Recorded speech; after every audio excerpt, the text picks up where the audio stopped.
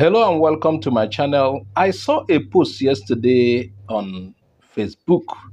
A guy saying that Biafra is being discussed in Israeli parliament. I almost doubted that, but I saw the video anyway. A man spoke and later another lady spoke, but it was in Jewish language. So I had to work towards translating it, and I have done that, and that is why I'm here. You need to hear what these guys are already discussing in Jewish parliament. I will read everything and I will still play the video for you to see. And you can also confirm from somebody who understands Jewish language to see if what I translated is correct or not. But I'm sure that I got it right because I trust the source that did the translation. Now let me read. I have it here. It is a parliamentary debate on situation in Biafra. Now, the first speaker was a male speaker, member of the parliament. According to him, a national crime is absolute evil. Silence in the face of it is complicity. Those images from the 1960s, from the Biafra War, are burned into our consciousness. They held a mirror to the conscience of the world, but the world remained silent. I think he's talking about the Biafra War, but let me read further. The conscience fell quiet, and the killing continued until surrender, perhaps the time Biafra surrendered. This is what he's saying in the house. It's not a letter, as you can see in the video. So, let's read further. Since then and until today, the numbers are beyond comprehension. According to the data available to us, since the end of the war and up to our time, approximately 2.5 million Biafrans have been killed. In total, over all these years, we are speaking of about 6 million souls. 6 million, a chilling number, a number that shakes the heart and trembles the foundation, a number that reminds us as Jews of something deep and painful in our own history. And the situation today, it is worsening. In northern Nigeria, extremist organizations, including Boko Haram and other armed groups, have carried out brutal attacks against civilians. The Igbo people and Christian communities in Southeast feel threatened and unprotected. Many argue that the central government in Nigeria has not acted decisively enough to protect them. I read further. In the past, it has even been claimed that senior officials made statements perceived as existential threats, convert, die, or live in eternal exile. Such words, if indeed spoken, cross every moral line. And I ask a rhetorical but piercing question. How many more times must we witness evil before we act? I'm reading further. The Jewish conscience obligates us, our history obligates us, not to stand idly by, not to remain silent. He went on, the Ministry of Foreign Affairs must raise this issue on every platform, in every international forum. It must awaken the human conscience of the nations of the world, a conscience that at times we feel does not exist. We have experienced these ourselves in our own flesh. At times, we still experience it. Injustice, double standards, a distorted and false moral scale.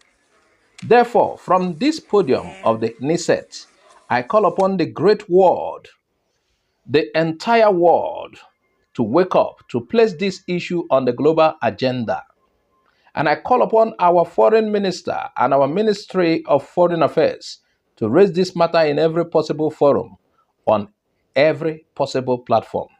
Thank you, Mr. Chairman.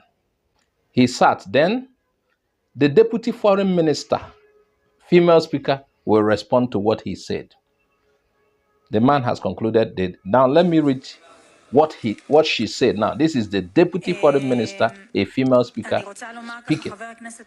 According to her, member of the Knesset Megalit, thank you for bringing forward this important proposal. The case of Biafra region is indeed a very difficult one. Nigeria's population stands at approximately 250 million people. When we speak about estimates of 50 to 70 million people in that region, these are enormous numbers, difficult to place in proportion. Members of the Knesset, in light of your motion regarding assistance to the Biafra region, it is important to present the complexities involved. First, as Deputy Foreign Minister, I wish to express deep empathy with the residents of Biafra. They experienced a very difficult war and terrible atrocities between 1967 and 1970. The famine, the images of children with swollen stomachs, these remain painful memories. Even today, we see ongoing struggles and difficult incidents. We express solidarity and genuine concern for their faith, their security, and their well-being. However, today, this is considered an internal, political, and social issue within Nigeria. We are aware of the security challenges in Nigeria, terrorist attacks, kidnappings, and violence. Unfortunately, these occur across all regions of the country. This woman is trying to downplay it here. That is what I'm seeing. She's beginning to downplay what the other guy said. Let me read further what she said. According to her, it is important to be precise. These are not events defined as targeting one specific group alone, nor are they limited to the Biafra region. She's downplaying it too. This is a national Nigerian struggle against destabilizing elements who harm civilians from all parts of the country and from all communities. Living conditions in Biafra are similar to those in many other districts in Nigeria and in other African countries. Therefore, there is no basis for separating them from the broader national context. Israel maintains full diplomatic relations with the government of Nigeria, and our embassy is located in Abuja. In doing so, we respect Nigeria's territorial integrity and sovereignty, and we operate through the official government. Regarding assistance, the Ministry of Foreign Affairs, under the leadership of Foreign Minister Gideon Sar, is active in humanitarian matters across Africa. Wow, she has downplayed it too. She said the problem is common in every part of Africa, not just in Nigeria, and that the killing is not restricted to a particular group. That is what she's trying to say. But the first speaker was focused on Biafra. And, they talked about the war, what happened during the 1967. I remember it was about the same time Israel was having some kind of problems with the surrounding Arab nations. About, it wasn't long that Israel became a nation, 1948. Then, the wars to remove them from that area. So it was really hard during the Biafra war for them to support Biafra. But then they are aware of what happened. Look at, he talked about children with swollen stomachs, the situation in Biafra as at then. And according to her, things have not really changed. The first speaker, the man, was talking about, the man focused really on Biafra. He's not interested in other areas. But this woman was saying it is not just restricted to Biafra, but, areas considered Biafra in 1960s, but also in every part of Nigeria. That is what she's trying to say.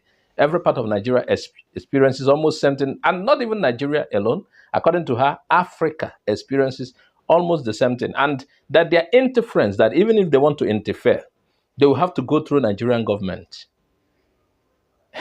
Now, if they meet Nigerian government, the story changes further.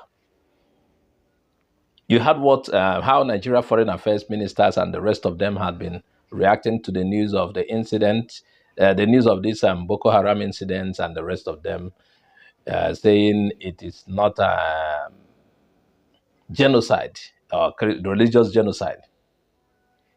You see how they have been answering. But thank God for the intervention of America. Currently, we are aware that American troops, maybe for support's sake or for helping to coach our, they are presently here. And even some foreign diplomats, some foreigners have been here, and they have had first-hand information of what is happening in Nigeria. So they will be able to say, this is this and this is that. So the fact is that Biafra was discussed in the Israeli parliament, and that is the video you saw. And